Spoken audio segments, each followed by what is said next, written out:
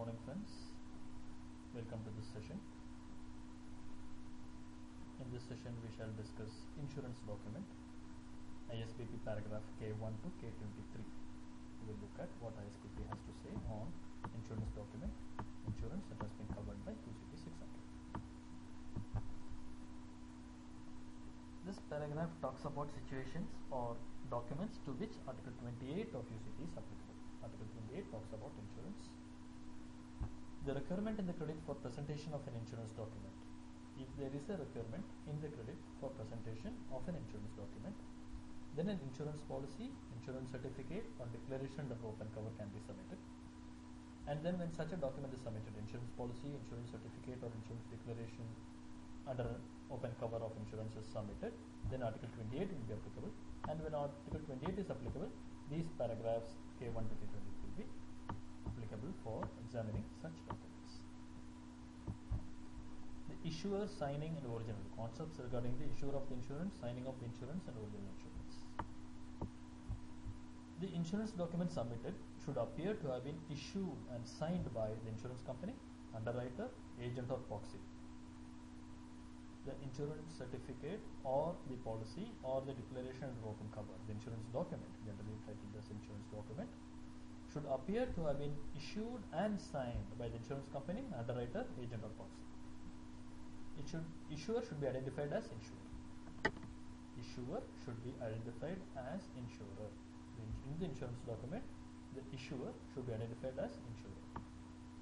It need not indicate that insurance company or the underwriter. It can just say it has been issued by the insurer. It need not say the name of the insurance company or the underwriter. Now, it may also be issued on the insurance broker's stationery. The insurance document may be issued on broker's stationery, provided it is signed by an insurance company or underwriter or their agent or proxy. If it is signed by insurance company, underwriter, agent or proxy, even if it is issued on broker's stationery, such a document will be acceptable. The broker may also sign. Here we are saying signed by insurance company, underwriter or agent. Here we are saying broker may also sign, provided he is signing for and on behalf of a named insurance company. So, issuer of the document can be a broker. In that case, the insurance company should be named. Otherwise, there is no need to indicate the insurance company or underwriter's name. If the broker is issuing, the insurance company has to be named or the underwriter has to be named. Earlier, we were having a situation or an understanding that some of the banks were not accepting broker cover notes. So, this clarification was necessitated to be included in the Isbp. It should appear, the insurance document submitted should appear to have been issued and signed by, and if it is signed by an agent or proxy, we said that it can be signed by insurance company, underwriter or agent proxy. If it is signed by agent or proxy, it should indicate the name of the insurance company or the underwriter. It should say agent has signed for and on behalf of A, insurance company, B, underwriter, etc. And the insurance company or the underwriter name has to be identified. The insurance company or underwriter name has to be identified. It should indicate the name and it should say they have been signed for and on behalf of a particular company or the underwriter. The agents are signed. If the document says it must be countersigned, if the insurance document submitted says it has to be countersigned, then it can be signed by the insurer, the assured or the named entity. The counter signature on the insurance document can be by the issuer, by the assured or the named entity.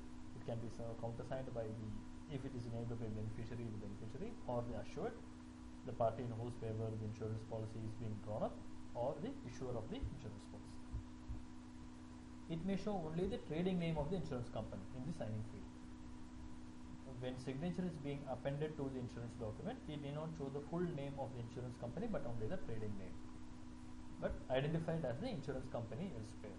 As long as the insurance company or the underwriter is identified elsewhere, it can show trading name in the signature field. It should indicate that the cover is provided if it indicates that the cover is provided by more than one insurer. If the insurance document submitted indicates that the cover is provided by more than one insurer, it may be signed by a single agent or proxy on behalf of all insurers. It may be signed by a single agent on behalf of all insurers.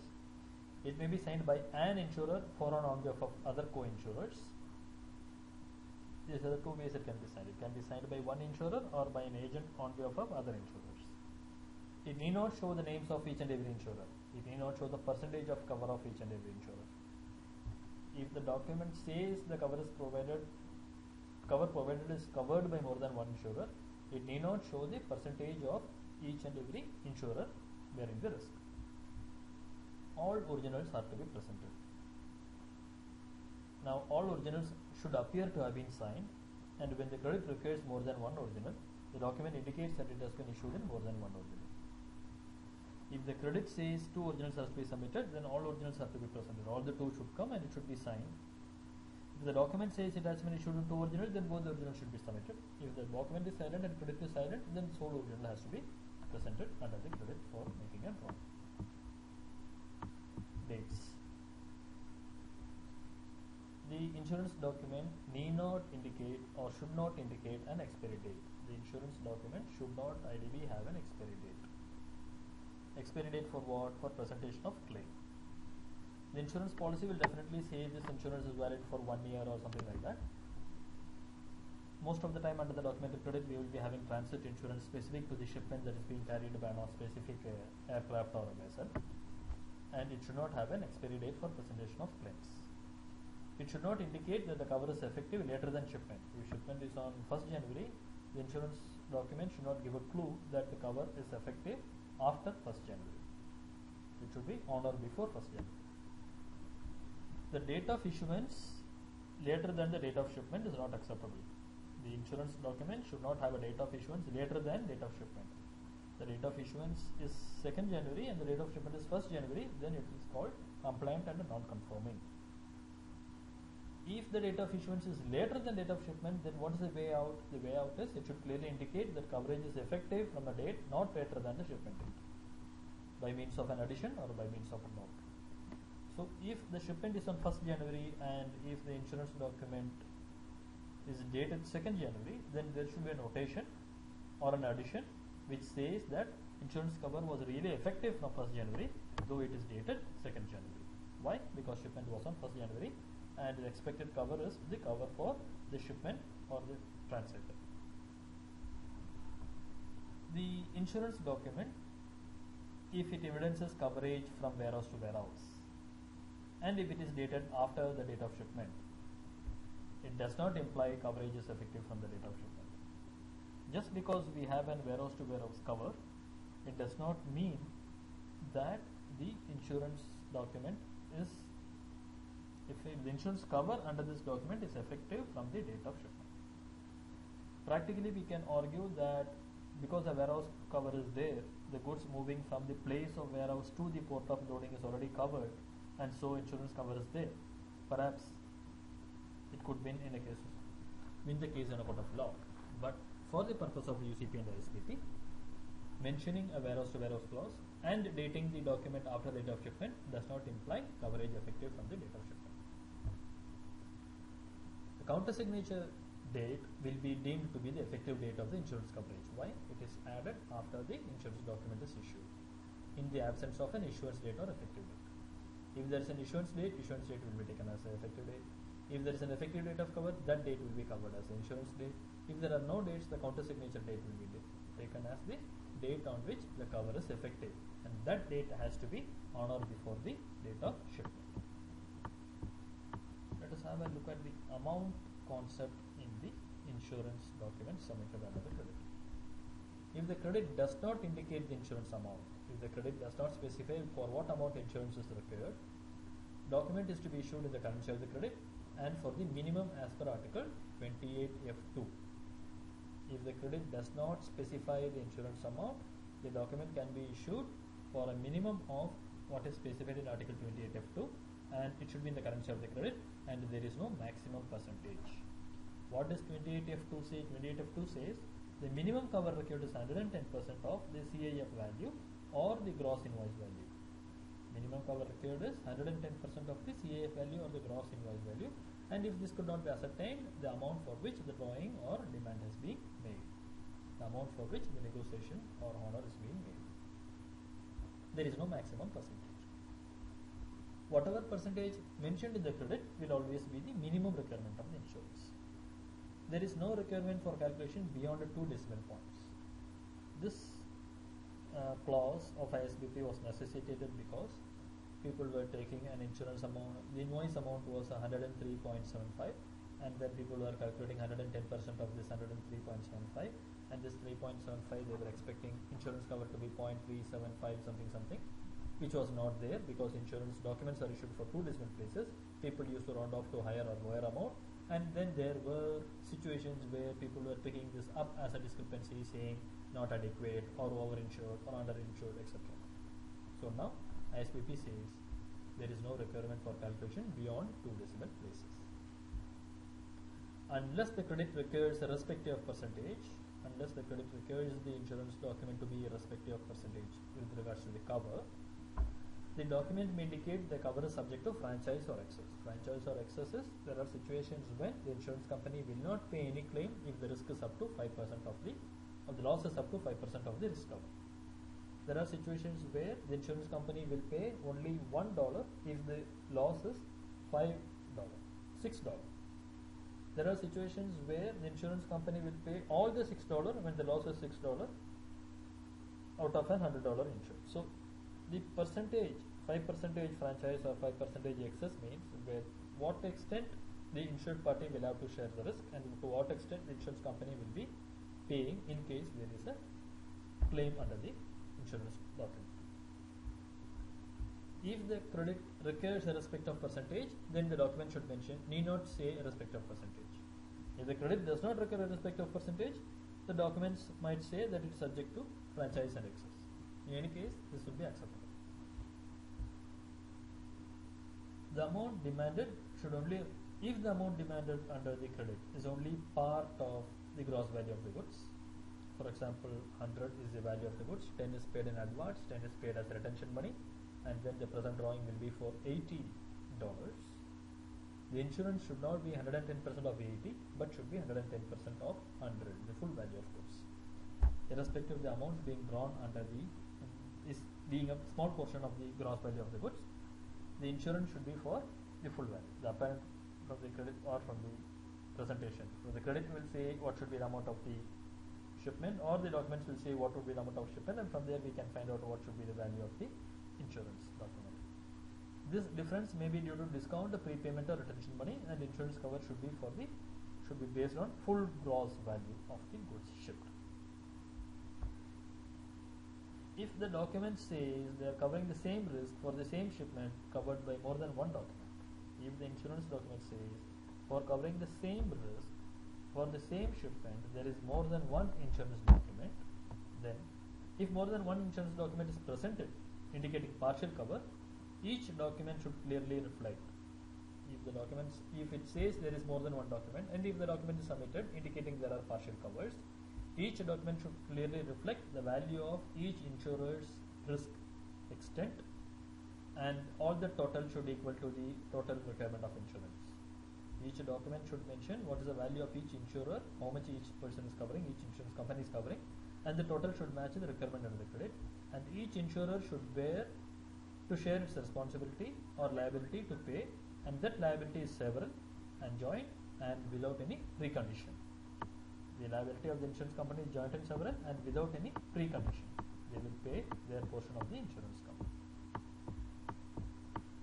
What risks should be covered? When under insurance document procured under credit, what risk should be covered? It should cover the risk procured by the LC. The document should evidence having covered the risk procured by the LC. It may be by reference to an exclusion clauses. The document may have a reference to exclusion clauses, even if the credit is explicit on the risk to be covered. If the credit gives a list of risks to be covered, all that risk will be mentioned, and there may be some of the risks which is excluded, and such a document is acceptable.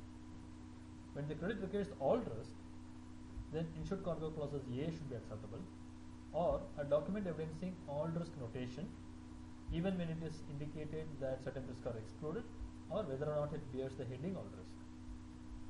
When credit mentions the risk to be covered, it should be mentioned. It may be having a reference to exclusion clause, there is no problem with that. even if the credit says these are the risks to be covered, there could be exclusion clauses. When credit says all risk, instead of specifying the risk like here, if it says all risk, then it should be ICCA, which is acceptable, which is the comprehensive cover. ICCB is less comprehensive, ICCC is the least cover that could be accepted. And the document, insurance document saying all risk will be accepted even if it says certain risks are excluded, even if it doesn't have the title or heading as all risk. Insured party. The insurance should be in the form required by the credit. The form means whether it should be in negotiable form, it should be who should be the insured party, whose order claims will be payable. That is what we mean by the form. It should be in the form required by the credit. It should be endorsed by the entity if claims are payable to whose order in whose favor. If claims are payable to order, if the insurance policy is issued as to order, then it should be endorsed by the entity in whose order claims are payable or in whose favor the insurance policy has been issued. The insurance document should be endorsed by the party to whose order the claims are payable or in whose favor the policy is being issued. Not required to be issued to bearer or to order. Depends on what the credit should. The credit should not ask for issuing insurance policy to bearer or to order. It will always be to the order of a particular company or in favor of a particular company who is the either maybe applicant of the credit or maybe beneficiary of the credit, maybe the issuing bank, could be any party. Credit should not require the insurance document to be issued to bearer or to order. The insurance document should indicate the name of the insured. Name of the insured is the party in whose favor the credit is insured, and it can be insured to order of a particular party, and that party can endorse it to make it negotiable. The credit should the credit should state if it is to be issued to the order of a named entity.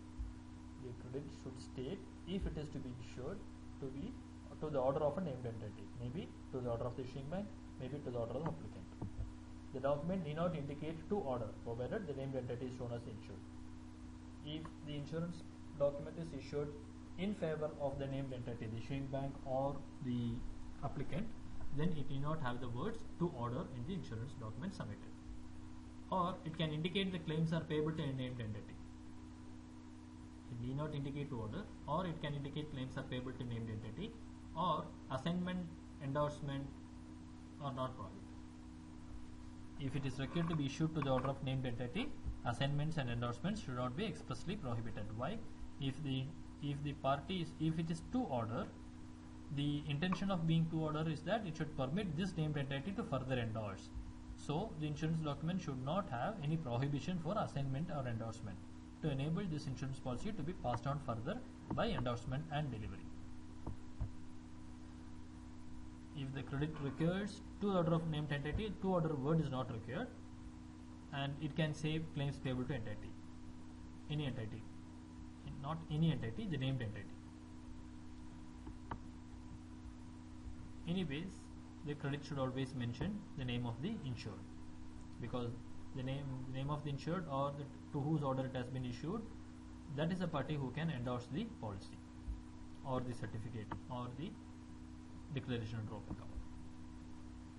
If the credit is silent with regard to the insured party, then the document should not evidence that claims are payable to the order of beneficiary or an entity other than the issuing bank and applicant.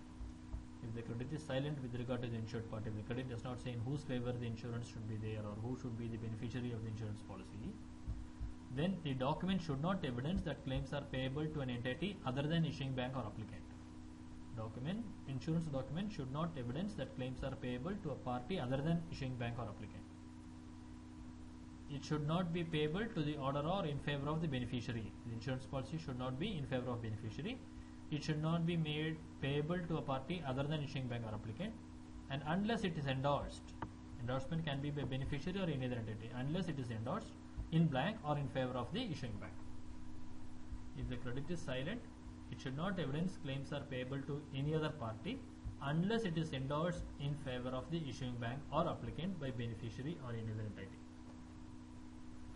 So the insurance document can have a party or beneficiary as the insured, provided it is endorsed in blank in favor of the issuing bank or the applicant. If it is not endorsed in blank in favor of issuing bank or applicant, it should not have any entity other than issuing bank or applicant. It should not be to the order of the beneficiary. If this is not there, if the credit is to be issued or endorsed, if it is asked in a negotiable form, if the credit calls for a negotiable form, the document is to be issued, document is to be endorsed, so that the right to receive the proceeds under the insurance proceeds under this policy passes upon or prior to release of the documents. So when the documents are being released by the issuing bank to the applicant, it should give a right to the applicant to release the insurance proceeds also if need be. So it should be issued or endorsed so that the right to receive payment under the insurance policy passes on to the applicant of the credit. Something in general, banks do not examine the general terms and conditions of the insurance. And regarding insurance premium, any indication regarding payment of an insurance premium is to be disregarded. Insurance premium is paid, payable. Any information regarding insurance premium is to be disregarded in the normal course. And not to state not valid unless premium is paid. The insurance policy or the certificate or the open declaration should not say it is not valid unless the premium has been paid, unless an indication that premium has not been paid. Now the insurance policy should not say this policy is not valid if premium is not paid, and it also says premium is not paid, then technically it means it is not valid, so we will not be accepting such a document. So if it says it is not valid unless premium has been paid, and then nothing regarding premium is mentioned, that means that premium has been paid, and so we will consider it as an acceptable insurance policy. So these are some of the aspects of the insurance document discussed by paragraphs K1 to K23. Thanks for watching this video. We shall meet again on another session.